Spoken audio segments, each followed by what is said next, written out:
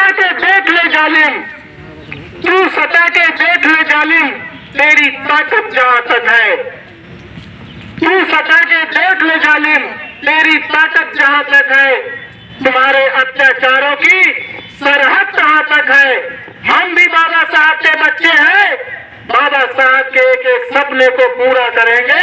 और लगा लो अपनी ताकत, लगा लो अपना जोर, तुम्हारी ताकत जहां तक है। अंधेरी रात है, दिया जलाए रखना। अंधेरी रात है, दिया जलाए रखना।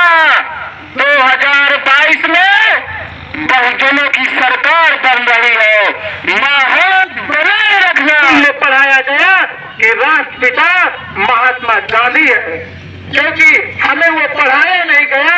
हमने पढ़ करके वो खंडन नहीं किया, हमने पढ़ करके उसका अर्थ नहीं निकाला कि राष्ट्रपिता कौन है।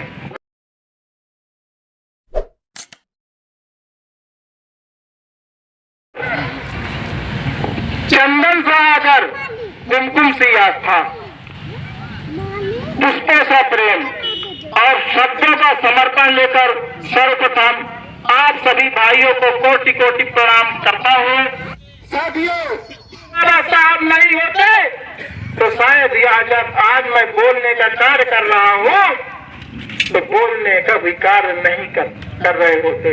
आज अगर ये कुर्सी हमें बैठने के लिए मिली है तो बाबा साहब की संघर्षों की बदौलत मिली है। और अगर आज हम ये कोट पैंट सूट पहन रहे हैं तो बाबा साहब की देन है। हमें तो पढ़ने लिखने का भी अधिकार नहीं था, हमें तो तालाबों में पानी पीने का अधिकार नहीं था, गंदी नालियों के कीड़े हुआ करते थे। साथियों, जब बाबा साहब 6 वर्ष के थे, जब उनका एडमिशन स्कूल के कॉलेज में करवाने के लिए उनके पिता रामजी राव अम्बेडकर स्कूल गए, तब उस मास्टर ने कहा कि आप किस जाति के हैं। तो रामजी राव अम्बेडकर जी ने कहा कि हम छोटी जात के हैं। उस समय छोटी जात कहा जाता था। तब उस मास्टर ने उनके एडमिशन के फॉर्म को फाड़ करके फेंक दिया और कहा कि तुम्हारे छोटी जातियों को पढ़ने का अधिकार नहीं है, तुम कैसे यहाँ पर आ गए। तब उस 6 साल की उम्र में बाबा साहब ने कहा था कि मास्टर, जब तुम जिंदा रहोगे तो देख लेना, तुम कहते हो कि पढ़ लिख करके क्या करोगे। अगर जिंदा रहना तो देख लेना कि मैं पढ़ लिख करके क्या करूंगा। तो जब जब बाबा साहब को याद आया, जब जब अपने संघर्षों में कामयाब हुए, तब तब बाबा साहब ने कहा कि ए मास्टर, जिंदा हो चाहे मरे हो, लेकिन मेरी बात को याद रखना, मेरी बात को सुनना कि देख मास्टर देख, मैंने पढ़ लिख करके क्या किया है। देख मास्टर देख, मैंने अपने समाज को शासक वर्ग बना दिया है, मैंने अपने समाज को पढ़ने लायक बना दिया है, अपने समाज को पढ़ लिख करके ये एसपी बनेंगे, डीएम बनेंगे। और आज हमारे लोग एसपी डीएम बनने का कार्य कर रहे हैं कि नहीं कर रहे। ये किसकी बदौलत है। जब बाबा साहब को स्कूल में पढ़ने की इजाजत मिली एक अंग्रेज अफसर के द्वारा, तो बाबा साहब को पता है कहाँ बैठाया जाता था। स्कूल के बाहर जहाँ बच्चे अपनी चप्पल और जूता उतारा करते थे। क्या बाबा साहब कोई शर्मिंदगी नहीं महसूस होती रही होगी, लेकिन फिर भी वो स्कूल के बाहर बैठ करके पढ़े और उन्होंने प्रतिज्ञा किया कि मैंने तो स्कूल के बाहर चप्पलों के पास बैठ करके पढ़ा है, लेकिन अपने बहुजन समाज के लोगों को चप्पलों के पास बैठकर पढ़ने के लिए, चप्पलों के पास बैठने के लिए मजबूर नहीं होने दूंगा। क्या आपके बच्चे आज चप्पलों के पास बैठ करके पढ़ने जाते हैं। क्या हम बाबा साहब से ज्यादा ज्ञानवान हैं? अगर बाबा साहब को अगर हम जानते हैं तो उनको मानना भी सीखो। मैं तो कहता हूँ बाबा साहब कहते हैं कि बाबा साहब को हम मानते हैं। कितने लोग अजय बाबा साहब को मानते हैं? हाथ ऊंचा करें थोड़ा। सिर्फ मानने वाले लोग हो कि जानने वाले लोग हो? बाबा साहब को मानने से अच्छा है कि बाबा साहब को पहले जानना होगा, क्योंकि बाबा साहब ने स्वयं कहा है कि पहले जानो बाद में मानो। लेकिन इस मनुवादी विचारधारा के लोगों ने क्या कहा कि पहले मानो बाद में जानो। लेकिन बाबा साहब ने कहा कि पहले जानो फिर मानो। बाबा साहब ने यह भी कहा है कि मेरी प्रतिमा में कोई माला न चढ़ाओ, मेरी प्रतिमा में पूजा न करो, मेरी ज्योति न जलाओ, लेकिन मेरे विचारों पर चलो। आज हम उनके विचारों पर चलने का कार्य कर रहे हैं। सबसे पहले हमें बाबा साहब को जानना होगा। अगर जानते हो तो बाबा साहब को विचारों को पढ़िए और उनके विचारों को अपने अंदर फॉलो करिए। कहते हैं हम शोषित समाज के लोग हैं। शोषित है, शोषित है, शोषित क्यों है? ये जानने वाली बात है, क्योंकि हमारा समाज पढ़ा लिखा नहीं है। पढ़ा लिखा तो है लेकिन शिक्षित नहीं है। पढ़े लिखे और शिक्षित होने में दोनों में अंतर है। पढ़ा लिखा वो व्यक्ति होता है जो लिखा हुआ पढ़ ले और पढ़ा हुआ लिख ले, लेकिन उसका खंडन न कर पाए। लेकिन हम आज भी शिक्षित नहीं है। शिक्षित इसलिए नहीं है क्योंकि हमें स्कूल में पढ़ाया गया कि राष्ट्रपिता महात्मा गांधी है, क्योंकि हमें वो पढ़ाया नहीं गया। हमने पढ़ करके वो खंडन नहीं किया, हमने पढ़ करके उसका अर्थ नहीं निकाला कि राष्ट्रपिता कौन है। राष्ट्रपिता महात्मा ज्योतिबा फूले हैं। और हमें पढ़ाया गया कि अगर झांसी की लड़ाई लड़ने वाली कोई देवी है तो कोई बाई है तो रानी लक्ष्मीबाई है। लेकिन हमने इतिहास में पढ़ा कि अगर झांसी की लड़ाई लड़ने वाली कोई रानी है तो वो झलकारी बाई है जो कोई समाज में जन्मी थी। अपने इतिहास को जानना होगा। मानवर कांसीराम साहब कहा करते थे कि जो लोग अपने इतिहास को नहीं जानते हैं वो कभी शासक नहीं बन पाता है। दो शब्दों के माध्यम से भी मैं कहना चाहूंगा कि बुलबुल के पंजे में कभी बाज का परवाज नहीं होता। बुलबुल के पंजे में कभी बाज का परवाज नहीं होता। जिस कौम को पड़ जाती है सर झुकाने की आदत, उसके सर पे कभी ताज नहीं होता। इसके सर पे कभी ताज नहीं होता। सर झुकाना बंद करिए, चरणों में गिरना बंद करिए और अपने अधिकारों के लिए निकल करके आ जाइए। साथियों, जहां आप लोगों का पसीना बहेगा वहां ये भीम आर्मी की टीम खून बहाने का काम करेगी, लेकिन आपके हक और अधिकारों के लिए लड़ने का कार्य जरूर करेंगे। आप अकेले नहीं हो। आपके भाई, आपके बेटा ये मैदान में आ चुके अपनी बहनों की रक्षा करने के लिए। बताइए हाथरस कांड में क्या हुआ था? मनीषा वाल्मीकि के साथ में चार ठाकुर और पंडितों के लड़कों ने बलात्कार किया और यहाँ तक कि यह पीटीएम उनको बचाने का कार्य कर रहे थे। और यह पीटीएम की बात छोड़िए, यहाँ तक कि मुख्यमंत्री स्वयं कह रहा था कि हमारे लोग बच्चे दोषी नहीं है। मारली उस नाम से जानी जाती है जो कोहराम मचा देती है। तो जहाँ पर वो बंद किए हुए थे, बैरिकेडिंग लगाए हुए थे, भीम आर्मी के लोगों ने बैरिकेडिंग को उखाड़ करके फेंकने का कार्य किया। तब प्रशासन ने कहा अरे ये कौन सी टीम आ गई है, इनको हमें जाना ही देना होगा।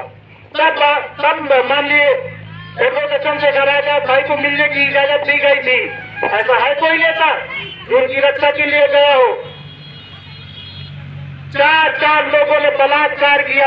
बलात्कार करने के बाद उस मनीषा बहन की जीभ काट दी। जीभ काटने के बाद उसका पैर तोड़ दिया। पैर तोड़ने की तो बात छोड़िए, इतना अत्याचार किया कि उसके बाद में रीढ़ की हड्डी तक तोड़ दी गई थी। इस बात को आप लोगों को समझना होगा। अगर हम लोग एक दूसरे में बटते रहेंगे कि वो चमार है, वो खटीक है, वो पासी है, वो अहिर है, वो धानुक है, अरे उसके ऊपर हो रहा है, हमें क्या करना है? लेकिन ये एक साथ आवाज बुलंद करनी होगी। आज उसके साथ हो रहा है, आज आप तमाशा देख रहे हैं, तो क्या कल आपके साथ जब होगा तो वो भी तमाशा देखने का कार्य करेगा। इसलिए साथियों, आ जाओ एक साथ में और लड़ाई लड़ने के लिए तैयार हो जाओ। ये भीम आर्मी का वादा है कि आप लोगों के एक खरोच नहीं आने देगी। अगर खरोच आएगी तो सबसे पहले उनको हमारी लाशों से गुजरना होगा, ये वादा करते हैं। आज इस ग्राम पंचायत चुनाई में मैं आप लोगों के सामने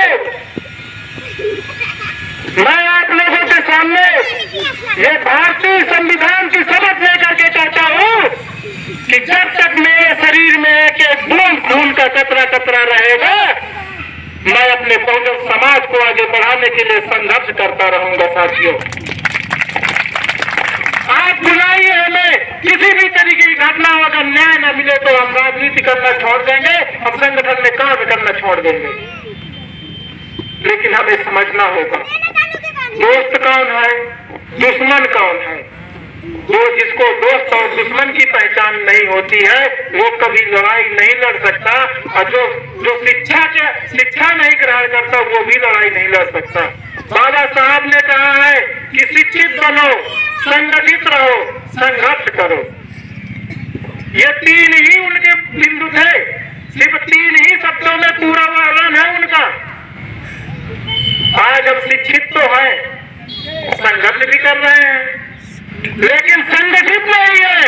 जिस दिन संगठित हो जाएंगे मनुवादी हिल जाएंगे, जिस दिन संगठित हो जाएंगे दलित नहीं, शोषित नहीं बल्कि शासक बन जाएंगे। साथियों,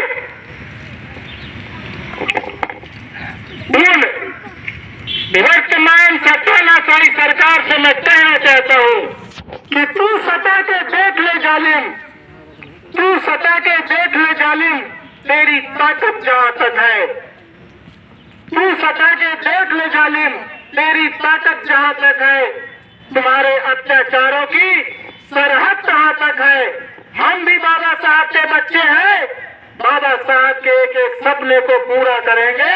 और लगा लो अपनी ताकत, लगा लो अपना जोर, तुम्हारी ताकत जहां तक है। साथियों, अंत में मैं, क्योंकि समय का अभाव है, मैं 2 शब्दों के माध्यम से अपनी वाणी को विराम देना चाहूंगा। इन बदचलन हवाओं का रुख मोड़ देंगे हम। या अपने आप को भीम पुत्र कहना छोड़ देंगे हम। जिस दिन भी सच लिखने में कांप गई हमारी कलम, कागज को फाड़ देंगे और कलम को तोड़ देंगे हम।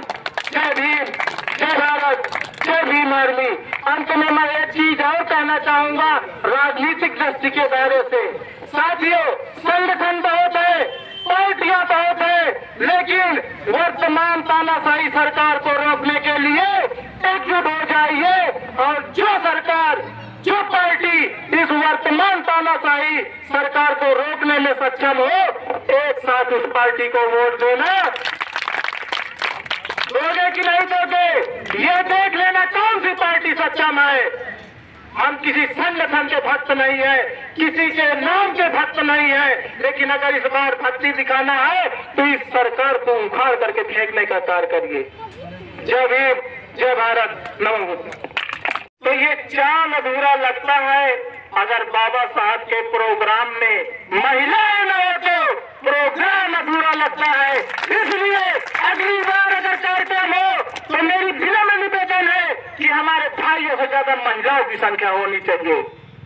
होगी कि नहीं होगी? होगी। मैं अपनी माताओं बहनों से पूछना चाहता हूँ, मुझे भाइयों का साथ नहीं चाहिए, माताओं बहनों का साथ चाहिए। क्योंकि ये देश भगत सिंह जैसे लोगों से आजाद नहीं हुआ है, चंद्रशेखर आजाद जैसे लोगों से आजाद नहीं हुआ है, सरदार उधम सिंह जैसे लोगों से आजाद नहीं हुआ है। आजाद हुआ है तो उन माताओं बहनों की वजह से हुआ है जिन्होंने अपनी कोख से ऐसे वीर सपूतों को जन्म दिया है।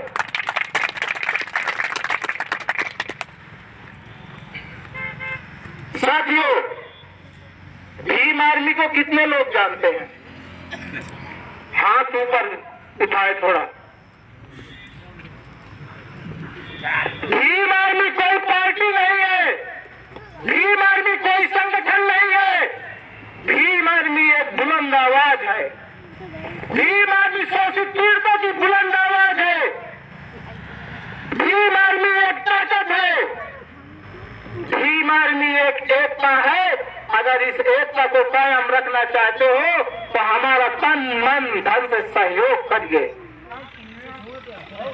अंधेरी रात है, अंधेरी रात है, दिया जलाए रखना। अंधेरी रात है, दिया जलाए रखना। 2022 में बहुजनों की सरकार बन रही है।